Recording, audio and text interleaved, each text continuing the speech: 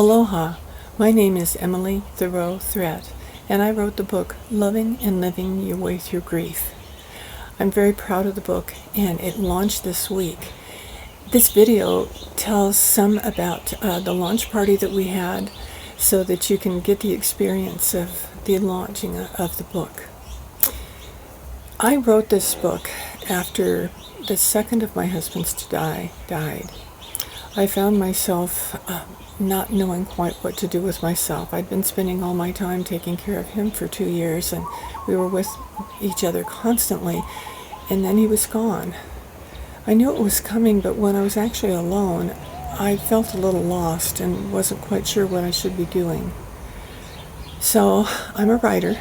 I have taught writing at the university level for years, and I thought, well, I'll just write about it. So I wrote in my journal. I wrote a lot, and the more I wrote, the better I felt. I discovered that doing this writing really helped me, so I started inviting people over to my house on Maui who had experienced loss, and we started writing together, first once a week, and not once a week, once a month, and they enjoyed it so much they asked if we could do it twice a month, and we had a great group going until the pandemic hit. So once the pandemic hit, we started doing the writing group on a Facebook private group online.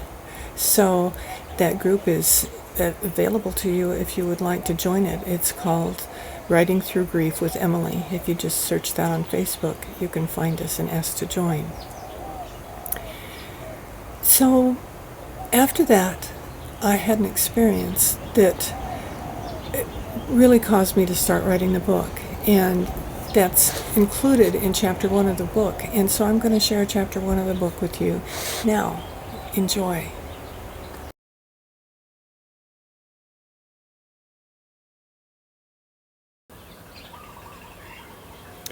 Loving and Living Your Way Through Grief, chapter 1, Lauries' Letter. Maya Angelou said, "Try to be a rainbow in someone's cloud." My husband had a close friend who was about 20 years younger. His name was Chappie, and he called my husband Dad. We spent lots of time together with Chappie and his wife Laurie. A few months after my husband died, Chappie died with no warning. I immediately thought of his wife and wanted to help. Since she lived on the mainland and I lived in Hawaii, I couldn't visit her or take her a casserole, but I was inspired to write her a letter. The words just flowed from my heart, and about what she needed to know right then and how she could take care of herself. Knowing that the mail can be very slow from the islands to the mainland, I emailed a letter to Rose, my good friend who lived a couple blocks from Laurie, and asked her to hand deliver it so she could have it right away. This is Laurie's letter. My dearest Laurie, with my words I send love to wrap you up and comfort you. There's no easy way to go through the experiences that you're having now. The most important thing to remember is that this is the worst you can feel. And because of that, every moment, every day will be better than the day before. It might not seem like it right now because the better part is so small, but it grows as time passes. Right now, take care of you. Don't think of it as selfish, but rather know it's self-care. Cry when you want. Be alone when you want. Be only with who you want to be. Eat only what you want to eat. And don't judge yourself for anything. Don't be surprised at anything. If someone says or does something that makes you upset, then let's step back and let that go. People don't know what to say in this situation, and they frequently say strange things or things that just seem wrong. Don't waste your energy trying to find out why they said what they said or did what they did. Just love them. Forgive them. They're trying to do something, but they don't know how. Let people do things for you. Let them take care of you. If they keep asking what they can do, just ask them to hold your hand and sit with you for a while or get you a cup of tea. You don't need to take care of them right now. People say dumb things. Sometimes I feel like if one more person says, "I'm sorry for your loss," I'll just scream. So now when someone says that, I think about what they could say if they would say something better. I know I'll never say that, and I know it's never spoken with malice. Just say thank you. Saying thank you is healing. I keep track of everything people did and every flower they sent and wrote personal thank you notes. Something about the process of writing the notes helped get me stronger, helped me to be able to smile again when I didn't think that would happen. I also got a journal for letters just to Ron. I write him whenever I need to. I can miss him. I can crave him. I can be really angry with him. It doesn't matter. What does matter is that I'm expressing how I feel at that moment. And everything that I feel and that you feel is okay. The more I write about something, the less it weighs on me. Keeping things inside just causes stress and all that comes along with that. Expressing myself is like letting go of a deep breath of air. There are lots of things now that I don't have to keep writing about, and that feels really good. I've also established a daily meditation practice. It takes different forms all the time. Sometimes it's a walk, sometimes it's sitting outside where it's beautiful, sometimes it's just being still. This allows me to reboot and refresh, and I highly recommend it. And your dear daughters, just love them. Listen to them without judgment. They may say some strange things, and that's okay. Just love them. If you can, spend some time sitting with them. They may be really angry in addition to being really sad, and they have a right to be. No one wants to never be able to be with their father again. Just love them, hold them, let you know you hear them. I'm always here for you. I've had way too much experience with this and would love to use that experience to help in any way I can. My love always, Emily. I kept thinking about Laurie and wanted to do more. I knew that one of my biggest challenges when both my husbands died was that many of my friends kind of faded away, especially the first time. One of my creative projects was to make note cards using pictures I take on the island of Maui.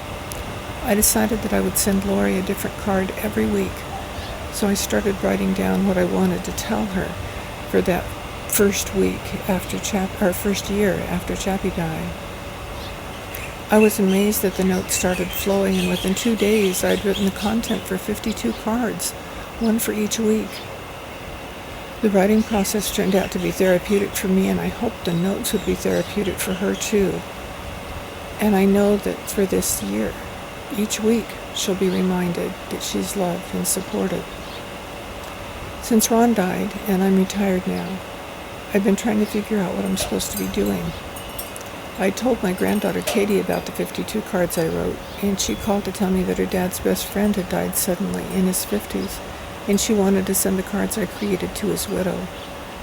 While I was working on putting the cards together for her, I was listening to a podcast on my computer by Lisa Jones, the millionaire medium. She read the first chapter of a book she'd written about the experience she had when her husband died, which was so powerful. I'd read her whole book before, and hearing her speak her experience was amazing. And I thought, I can do that. I can write a book about the 52 weeks of ideas that I came up with. I'm grateful for the inspiration and hope it will bring love, joy, and comfort and support to people dealing with any kind of loss or just feeling loss. So here it is.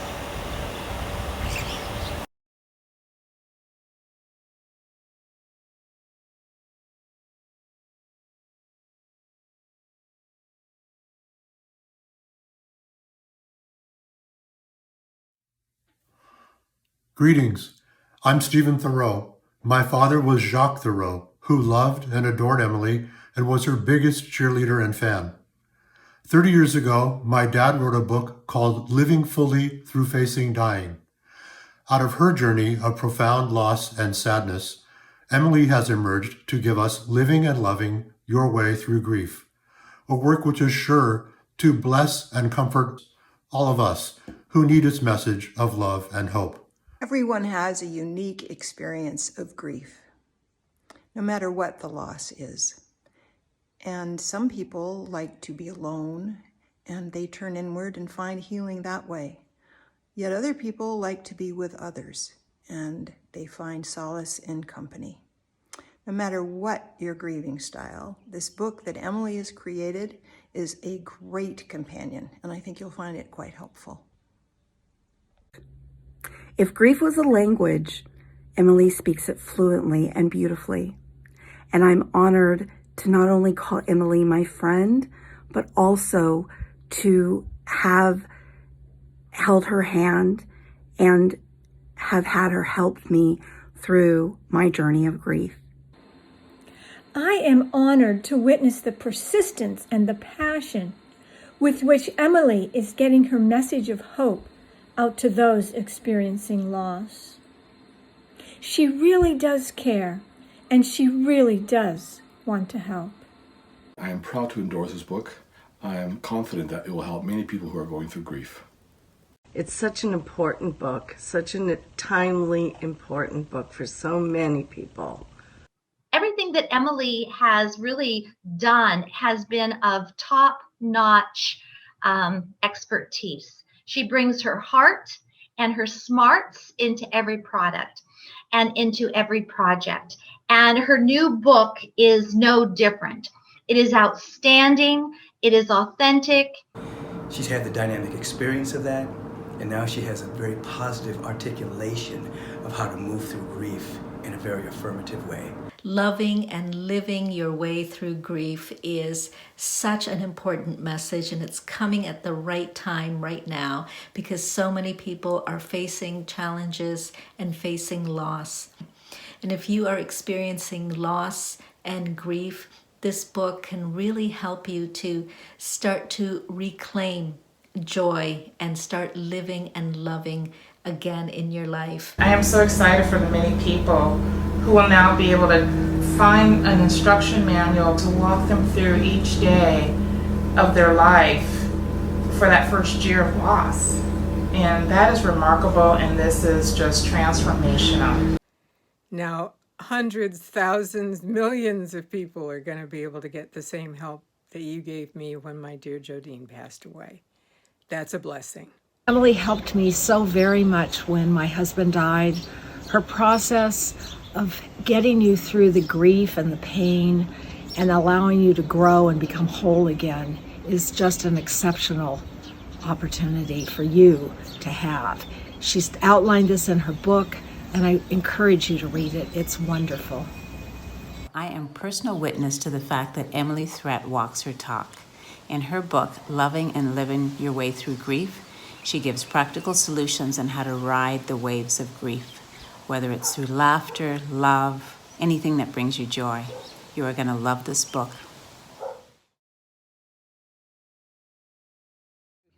Just wanted to congratulate you and tell you how excited I am for the release of your book. I can't tell you how comforting your words have been to me, that helped me through my grief and continue to help me. And I'm so excited that you'll be able to share this with so many other people and help them on their journeys. I'm so proud. Congratulations, Emily. I love you so very much, and I am so honored to witness your book to be received by all the grievers of the world. So excited for you, so proud of you, and I wish you well and send abundance and prosperity to this book and for it to reach everyone because you are such an amazing person. You have such a beautiful soul, and personally, you have helped me with my grief and my family's grief. So much looking forward to reading this book and sharing it with friends and family. Wishing you the very best on your book launch. Having been through a spell of grief myself this last year, I know your book will mean a lot to many, many people. Congratulations on your book launch. I'm so looking forward to receiving it and reading it. I'm so excited about your new book launch. I know it's going to be a great blessing to so many people. Congratulations. Congratulations and mazel tov on the birth of your book. We are so excited and can't wait to get our hands on it. Thank you so much for sharing all your precious love, light, and wisdom with the world, and I'm so looking forward to your book.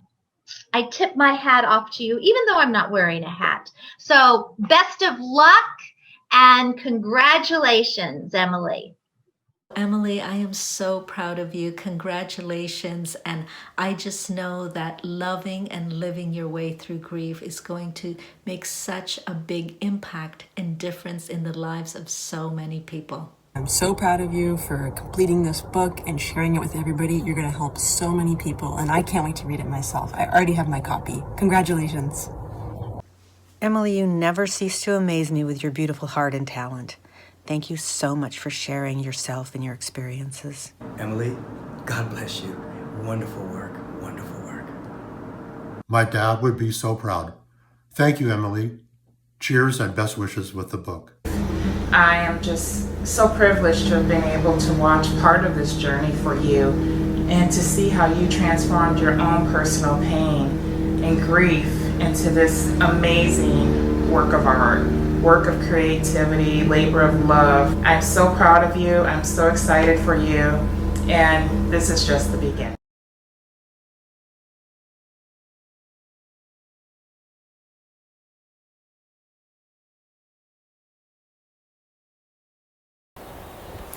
Throughout today's recording, you'll hear music from one particular song written and performed by Ricky Byers. It's called Our Loving Will Change the World. I discovered that doing the work that I'm doing with grief, when I first started out, right after Ron died, and I started looking online to see if I can find places for support. And I discovered that all the groups that I found were, I'm sure they were wonderful and supportive for the people who were in them, but they were so sad. People had tremendous experiences that were heart-wrenching, and the more I read them, the sadder I got, and I thought, this isn't where I want to be. I want a way to approach the whole grieving process with love, with joy, with healing. And so that's what I focus on. That's what my book is focused on, and my blog and everything that I do related to grief, the talks that I give, everything. So when I was looking for a song to use in this broadcast, I thought of Ricky's song right away. Ron and I went on a retreat, a silent retreat over New Year's one year. And it was given by Michael Beckwith, and Ricky Byers was there, and one of the things that she did was write this song called Our Loving Will Change the World. And it was such a special experience to be there as she created the song, and I just knew it was perfect for the background for this book, because our loving can change the world, and the way we help support each other and love each other as we all deal with loss can make all the difference. So I'll play the full song at the end of the video, but you'll see it in bits and pieces from the beginning in one of the videos and then at the end. And I'm very grateful to Ricky for sharing this with us. Enjoy.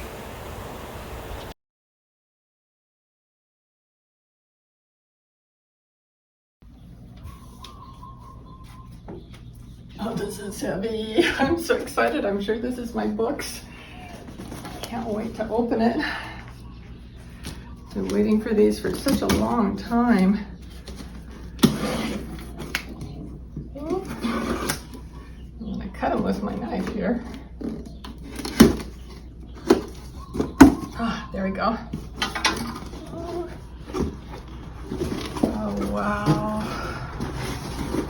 It's so exciting. Get to see my book. I wrote this book about after my second husband died. I was dealing with that and was writing a lot, and I thought I'll just put it into a book. So I did. So it tells stories about both of my husbands who died, and has lots of exercises for people to help them deal with their loss, whatever it is. And I feel surrounded right now by those who love me and are in the book. I've got my husband Ron, my dad, my sister who just recently passed, my mom, and my Jacques. And I hope you all get a chance to read this book because it's so special and it will really help. Thank you very, very much. Lots of books. Thank you.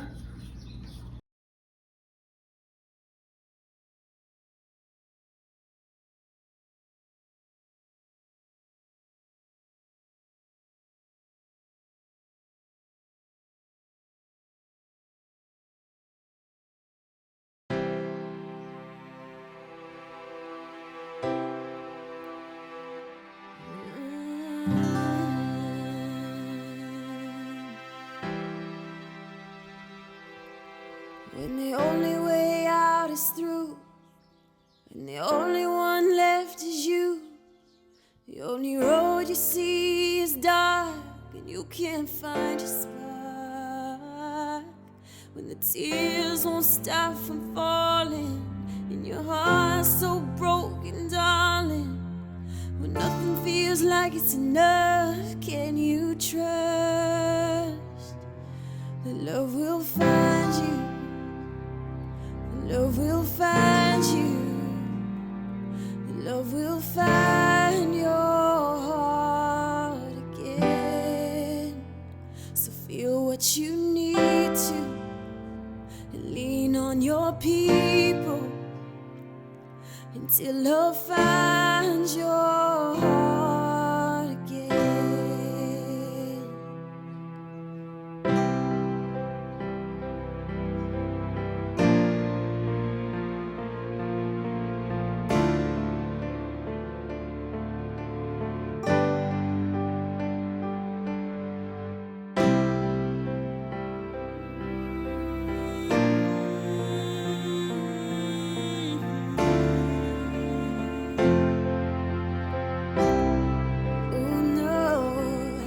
When brighter days haven't come round yet, and in the tidal waves you feel like you're drowning, and the weight just won't leave your chest, and your mind can't find any rest. Oh, and you feel like you'll never be the same, like you never make it out of the pain.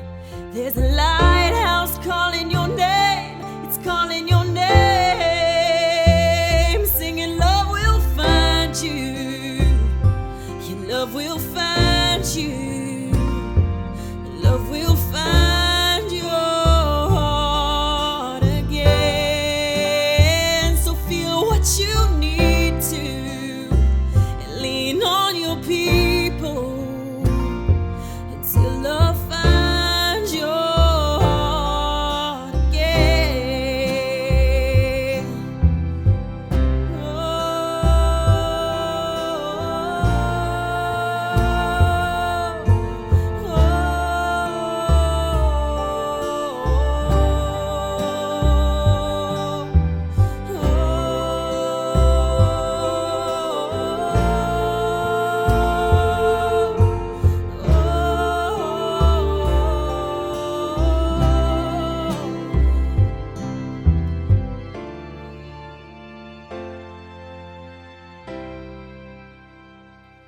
Love will find